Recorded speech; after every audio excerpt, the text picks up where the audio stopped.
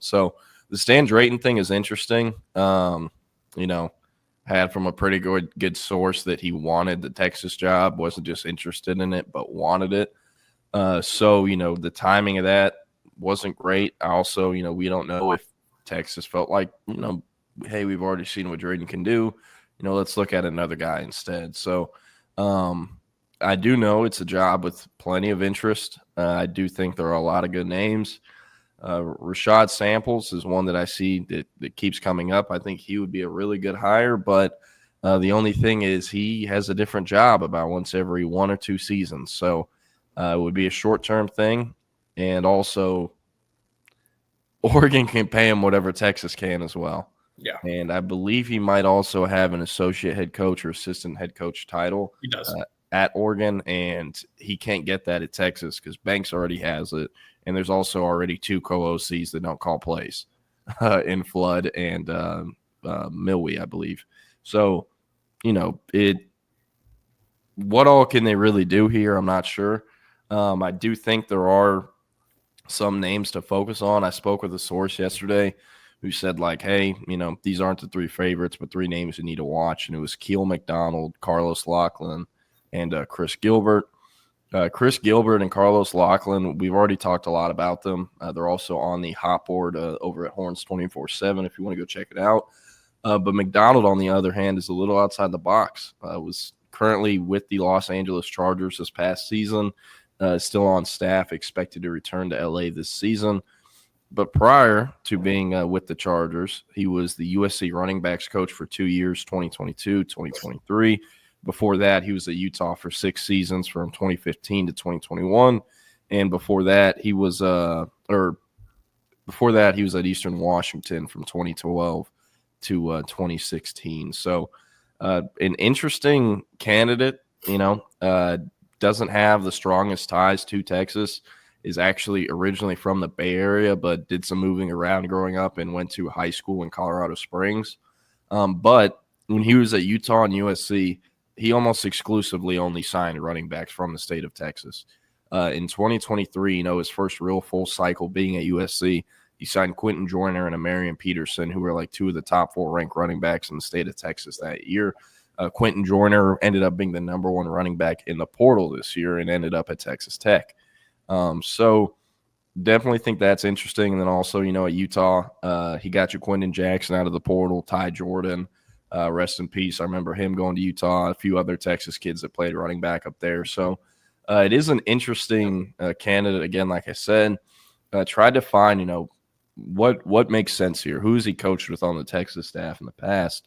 And ended up finding out that in 2007, it was either 07 or 08, he was a cornerback at Idaho when Johnny Nansen was the special teams coordinator there. Also held the defensive line coach and linebackers coach title while he was there. But his playing career, and then they should hire him and go play a game at the Kibby Dome. Yeah, hey, there you go. Like 90% of people listening don't know what that is. There's some Kibby Dome appreciators out there. It's a bigger cult than you think, but I'll let you continue. We'll see about that. We'll see who comments about the Kibby Dome. But with him. Was coached by Nansen at various points throughout that season. His playing career in college was 4 seasons. I think was at Sacramento City College, which is a JUCO, his first 2 years, then did 1 year at Sacramento State, and then his senior year at Idaho. So kind of been around, again, an interesting candidate, but you go and look at, the development he had at Utah. I mean, that was kind of, if folks remember, that was when Utah was kind of resurging. Under Whittingham was around 2016 through 2021. Obviously, Cam Rising came in and, turned up that program even more. But a really good coach, really good developer, would be far from the flashiest hire. But, it does make sense that this is a guy who coached from the NFL. Turbo and I were talking about it yesterday. Like, hey, we're saying all these fun college names that we think make a lot of sense. This hire is probably someone random from the NFL that no one's talked about. And I think Keel McDonald kind of checks that box. But he's interesting. And then Carlos Locklin, talked a lot about him. He's from Birmingham, Alabama, so can obviously help with, the SEC footprint in recruiting, especially considering you're losing Choice, who is a Georgia native from the Atlanta metro area. Yeah. And then Chris Gilbert, wouldn't be the flashiest name, but when you think about what Choice was as a top tier A1 recruiter, you need someone similar and someone who has a respect level that's similar. And while Chris Gilbert might not have coached on field since the 2023 season, he pretty much gets whoever he wants in recruiting, and he's doing that as the special assistant to the head coach. So, with him as a running backs coach, yes, there might be some disconnect with the out-of-state kids this first cycle in 2026, but Chris Gilbert, he should be able to still recruit the in-state guys, have a great shot at them.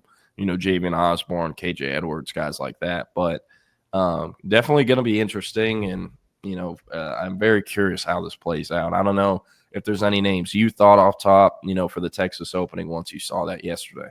I think Chris Gilbert makes the most sense because that's your best bet at retaining what you have and then also continuing to recruit what you don't have. Losing that presence in Georgia and Florida, that's going to hurt. That there's no doubt about that. And eventually, you would like to add a presence on the staff that can get you back in that region. But I think if you're trying to just, hey, let's make sure that we keep Cedric Baxter happy, we keep Jarrett Gibson happy, these guys that are already here, I would say just promote Chris Gilbert. He has the on-field experience. He can develop that room. It's not just a here you go hire. It is definitely an earned hire. I think Chris Gilbert's the best move that they can make. I would have said Stan Drayton, but before he went to Penn State, but I think Chris Gilbert's the best hire you can make there. Yeah, I also think it's sorry, I'm looking at text. Also think it's interesting, Jamal Fenner was a guy I thought might have a shot.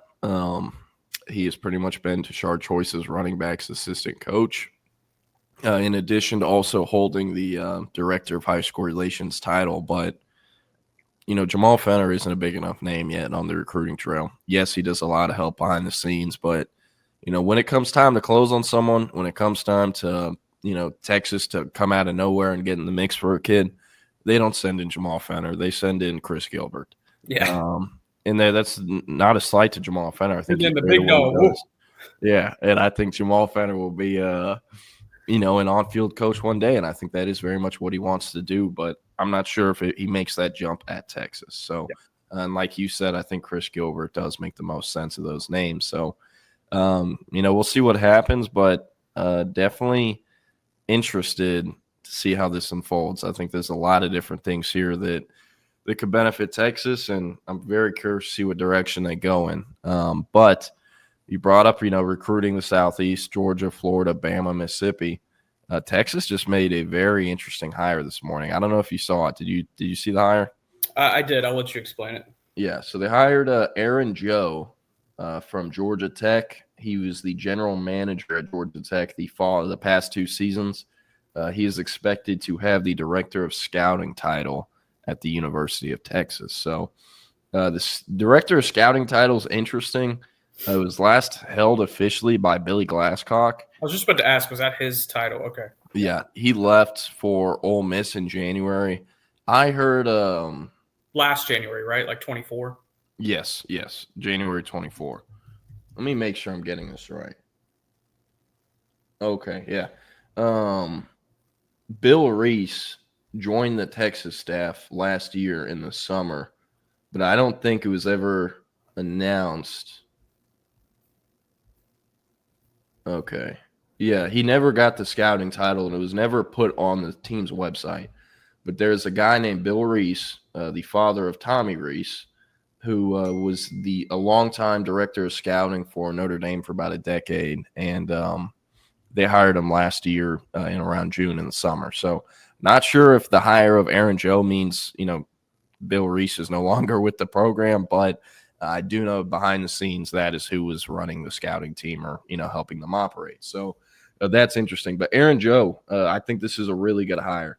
This is a guy who's originally from Polk County, Florida, which is one of the top, hotbeds in football recruiting.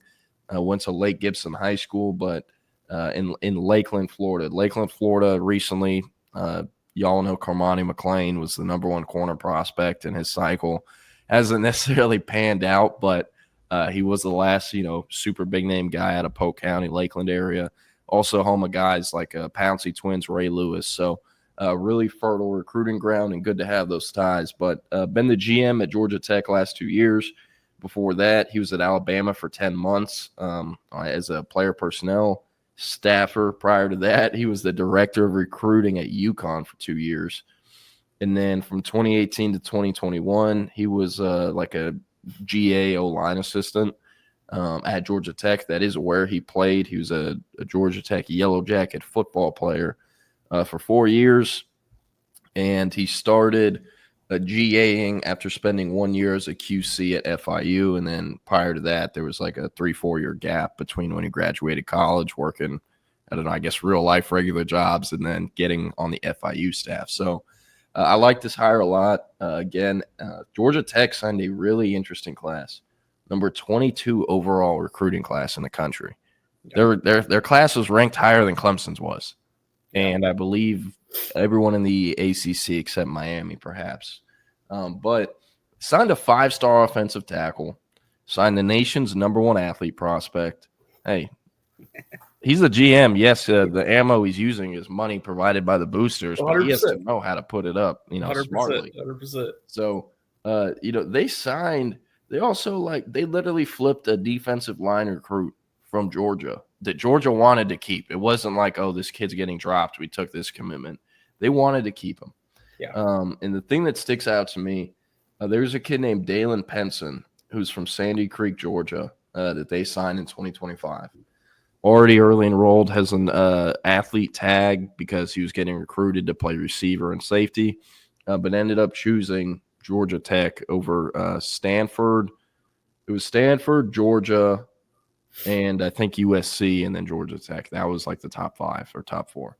And he chose Georgia Tech, and all those schools wanted him. He finishes their number 68 overall prospect. This was a kid who we didn't even know existed.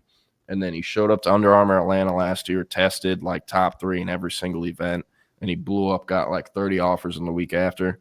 Georgia Tech had already offered him for like 7 months at that point, and we're like the second or third school to offer him. Let me ask you, because when I was covering recruiting in Texas and Billy Glasscock was involved as the director of scouting, he was probably the only high-ranking official on staff that did not recruit at all. Like his job was not to recruit; his job was to evaluate. So you talk about Aaron Joe, and that staff being able to have big wins over Georgia and USC. And what does that come from Aaron Joe, or does that come from the Georgia Tech staff specifically? Yeah. So with him, to my knowledge, I am under the understanding that he did help out in recruiting and, wasn't necessarily the primary recruiter at times, but held kind of like Brandon Harris. He's not the main guy calling these kids, but he will have conversations with the top targets over the phone.